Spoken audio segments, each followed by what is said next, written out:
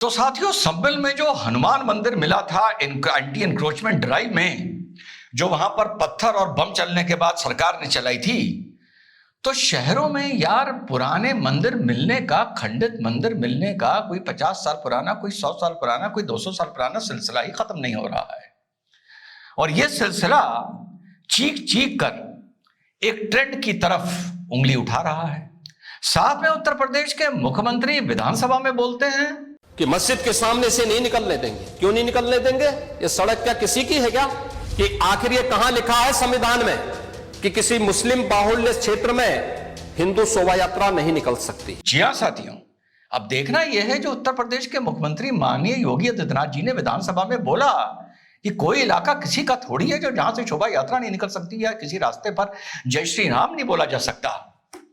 देखना यह है कि धरातल से ये जो मुख्यमंत्री जी का बयान है ये कितना अलग है, और क्या ये धरातल पर सत्य बैठता है या हकीकत कुछ और है।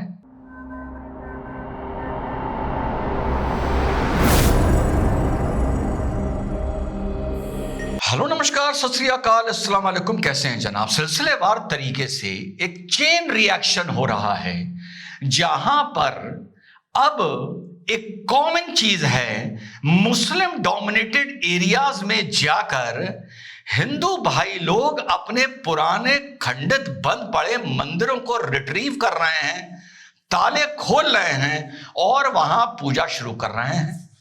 भला हो भाई संभल के पत्थर चलाने वालों का कि ना वो पत्थर चलाते और ना इतने मंदिर कम से कम उत्तर भारत में रिकवर होते। अब ये सिलसिला थमने का नाम नहीं ले रहा है, और इस सिलसिले में जो एक ट्रेंड है जो मैं पहले आपको बता चुका कि ये सारे मंदिर मुस्लिम डोमिनेटेड एरियाज में हैं, जहां से धीरे धीरे हिंदू भाइयों का पलायन हो गया, परिवारों का, चाहे वहां दंगे हुए हों या चाहे वहां दंगे ना हुए हों। ट्रेंड ऐसा देखने से पता चलता है साथियों कि ऐसे हालात और ऐसे माहौल वहां पर खड़े कर दिए गए कि धीरे धीरे जहां पर एक वक्त में हिंदू रहा करते थे as a minority in that locality, in that area, कि क्या वहां पर सिलसिला चला, क्या वहां पर सड़कों पर घटनाएं हुई, क्या वहां के परिवारों के साथ घटनाएं हुई, क्या वहां की बच्चियां जो स्कूल पढ़ने जाती थी या घर आती थी उनके साथ क्या घटनाएं हुई, क्या रहस्यमय घटनाएं हुई, जो हिंदू अपने मंदिरों को, मकानों को बेच के और मंदिरों को ताला मारकर चले गए। और ये जो जिस ट्रेंड की आज हम जिक्र करने जा रहे हैं, ये ट्रेंड भारत पर कहां कहां लागू होता है और एक बात से जाकर कहां जुड़ता है वो देखेंगे। तो शुरुआत करते हैं साथियों मदनपुरा, गोल चौराहा, वाराणसी से। सबसे प्राचीन नगरी, सनातनियों की नगरी, मंदिरों की नगरी, वहां पर हनुमान मंदिर मिला है, 250 साल पुराना। बिजनेस टुडे लिखता है आफ्टर हनुमान मंदिर इन संभल 250-year-old शिव मंदिर फाउंड इन वाराणसी's मदनपुरा एरिया। ये गोल चौराहा एरिया कहलाता है। टाइम्स ऑफ इंडिया लिख रहा है the Shiv temple neglected for years in the Varanasi's Muslim dominated Madanpura area was discovered. Hindu right group Sanatan Raksha फलाना फलाने ने जाकर उसके ताले खोले। न्यूज 18 बताता है the temple which was located claim to be Siddheshwar Mahadev Mandir was lying vacant from last 40 years and it is said to be over 240 years। और इसी तरह डेक्कन हेरल्ड लिख रहा है डेज आफ्टर संबल मंदिर शिव मंदिर फाउंड इन वो which was found in the Madanpur area town is believed to be 250-year-old। The print लिख रहा है the hidden temple exposes tensions in Varanasi market best known फलाना। तो ये बात हो गई साहब वाराणसी की। अब हम आते हैं अलीगढ़ पर। अलीगढ़ में 2 शिव टेम्पल मिले हैं, एक मिला है सराय मियाँ इलाके में और एक मिला है सराय रहमान इलाके में।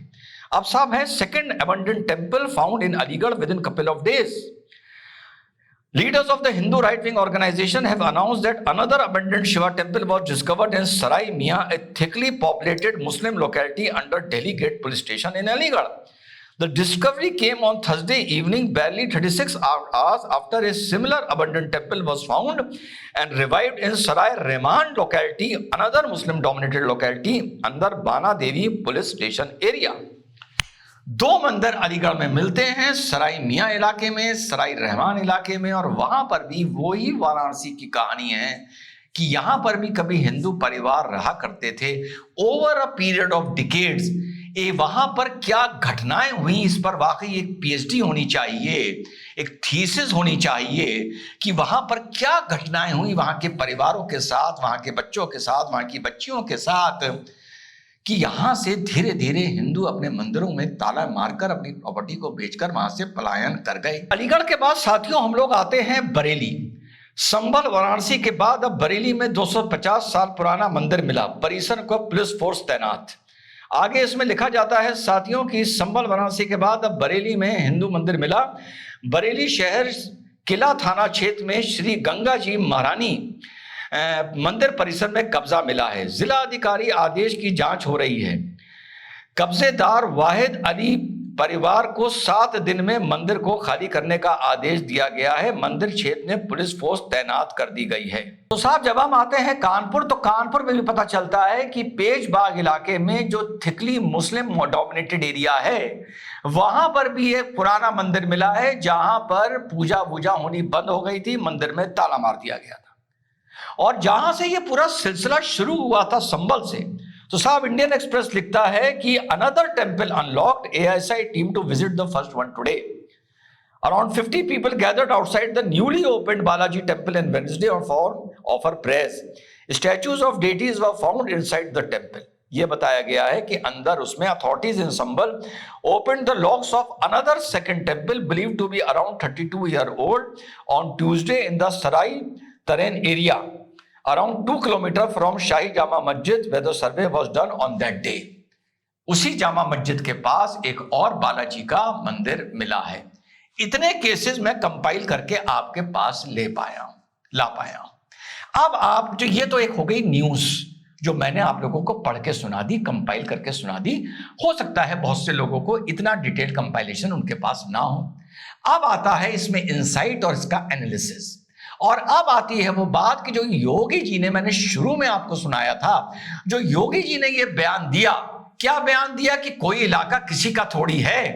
तो क्या एडमिनिस्ट्रेटिव नजरिए से धरातल पर माननीय मुख्यमंत्री योगी जी का ये बयान सत्य है?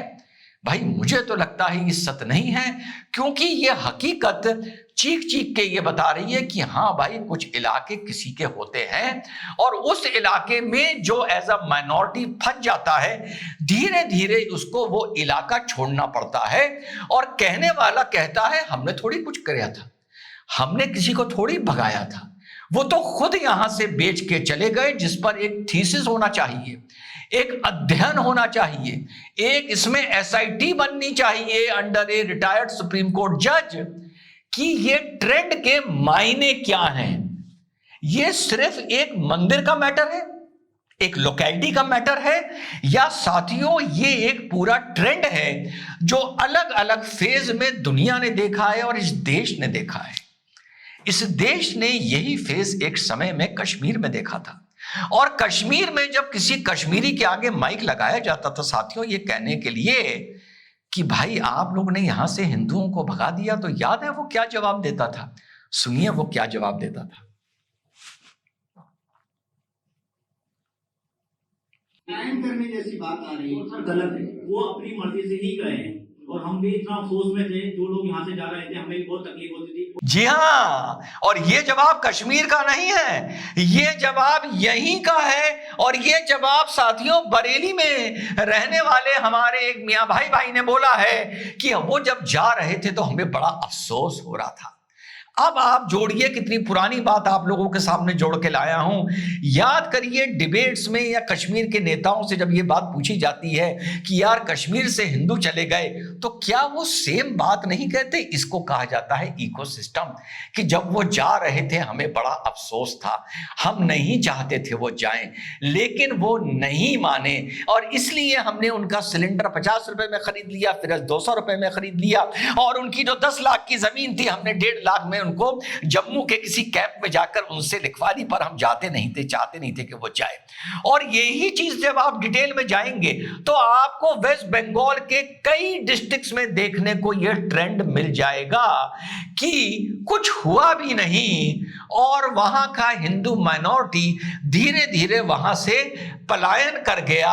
और मीडिया ने किसी उस क्षेत्र के एक हिंदू को पकड़ लिया जिसने ये कह दिया कि नहीं भाई, हमें यहां से किसी ने नहीं भगाया, हमें किसी ने धमकी नहीं दी, बस हम यहां से यूं ही चले गए। और यूं ही चले गए, इस यूं ही शब्द को अगर आप इस पर कमेंट्री लिखोगे और इसको परिभाषित करोगे तो आपको पता चलेगा इस यूं ही का अर्थ क्या है और इसका मतलब क्या है। एक तरफ संभल में बिजली का सिलसिला थमने का नाम नहीं ले रहा है। 1000 FIR हो चुकी हैं, ना मदरसा बचा है, ना घर बचे हैं, ना इंसान बचे हैं, ना मस्जिदें बची हैं, ना पूर्व विधायक और अब सांसद ना ज़ियाउर रहमान बर्क बचे हैं। और उनके अब्बा हजूर मामलूक बर्क साहब कह रहे हैं सरकारी अधिकारियों से कि बेटा जब हमारी सरकार आएगी तो हम तुमको डिस्ट्रॉय कर देंगे, तुम्हें तबाह करके बताएंगे। और साहब सांसद साहब का 4 महीने से बिल शून्य आया है। 2 मीटर लगे थे, 1 मीटर 2 किलोवाट का था, 16 किलोवाट बिजली ली जा रही थी। ये तो फिर भी ठीक है, पर मीटर को बाईपास कर दिया गया था और 4 महीने से बिल शून्य आ रहा था। और सबसे बड़ी बात 1.5 करोड़ रुपए का उन पर जुर्माना लगाया गया है, सांसद पर FIR हुई है। और वहां जो इंक्रोचमेंट हुआ था, जो छज्जे बन गए थे मंदिर के ऊपर, वो छज्जे अब तोड़े जा रहे हैं। चाहे बिजली चोरी हो, चाहे वहां से गैर मुसलमानों का पलायन हो, फिर बता दूं ये यूं ही हो जाता है। इस यूं ही के लिए अध्ययन होना चाहिए, इस यूं ही के लिए SIT बननी चाहिए, इस यूं ही के लिए सुप्रीम कोर्ट को एक कमेटी बनानी चाहिए कि भैया ये यूं ही क्यों हो जाता है और कहां कहां से हुआ है।